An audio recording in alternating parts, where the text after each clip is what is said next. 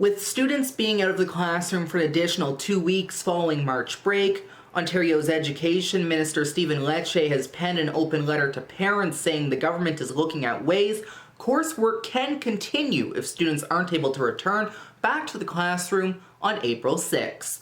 It comes just a few days after the minister, alongside Premier Doug Ford, announced a new online portal called Learn at Home, which has the goal of ensuring students don't fall behind.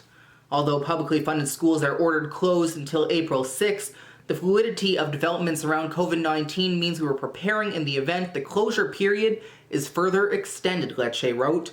Specifically, we are working to ensure that students will be able to continue their coursework and credit accumulation even when we aren't able to be in a classroom setting. It comes at a time other provinces like Alberta and British Columbia have closed schools indefinitely with no date given as to when they may reopen.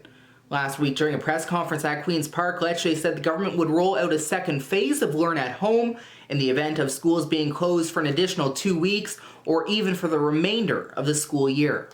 If Ontario's Chief Medical Officer of Health recommends closing schools beyond April 5th, the government will unveil a second phase of Learning at Home. This phase will incorporate a greater emphasis on online learning. The province is also working with school boards to ensure students who don't have access to a computer at home get the technology they need to participate. They are also working with a number of ministries to ensure, regardless of the circumstances, students will be able to apply for post-secondary education.